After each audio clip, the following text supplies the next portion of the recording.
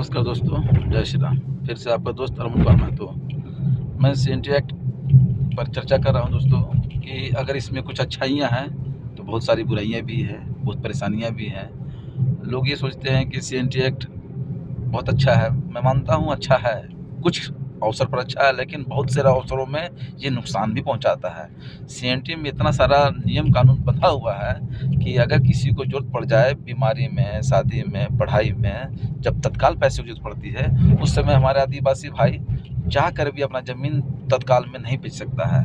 और उसका इतना सारा क्राइटेरिया है कि अगर आपको अपना थाना क्षेत्र में होना चाहिए, अपने जाति के लोग होने चाहिए, और बेचने के उपरांत आपके पास इतना लगभग 70-71 डिसमिल बचना चाहिए। बहुत सारे क्राइटेरिया हैं दोस्तों, जिसमें कि अगर आप परमिशन कराने में तो आपका पसीना छूट जाएगा, और बीमारी और शादी विवाह आपका परमिशन कराने का वेट नहीं करता है।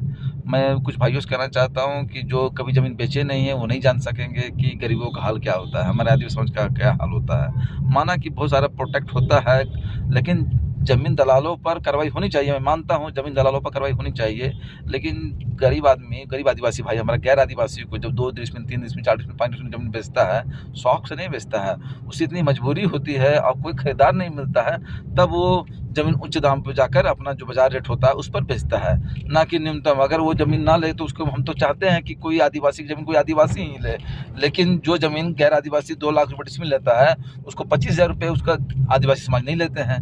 वो मजबूरी में गैर आदिवासी को बेचते हैं, और लोग कहेंगे कि ठग के फुसला के नहीं लिया। भैया, हम तो बोलेंगे कि अगर आपको कोई चाहिए ज़मीन रांची में, तो आप देखिए किसी वकील साहब से वहाँ जाके मिल लीजिएगा, देखिए कितना ज़मीन आपको मुहैया करा देंगे, लेकिन आप खरीदिएगा नहीं ज़मीन। लातेहार में चाहता हूँ कि आके हमसे मिले, मैं ज़मीन भिजवा दूंगा, आप खरीदिए।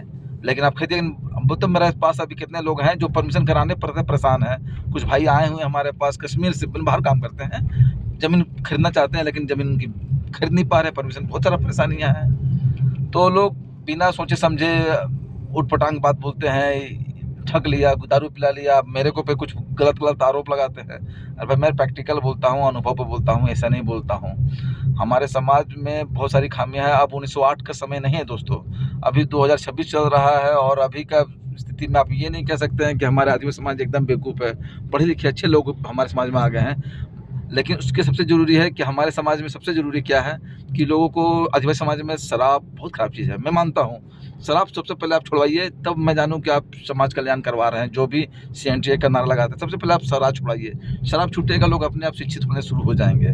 लेकिन वो तो करना नहीं है। CNT जो बेच रहा है जमीन, उसकी मजबूरी जाकर समझिए, नहीं समझिएगा आप। इसलिए मैं कहता हूँ CNT अच्छा भी है और बुरा भी है।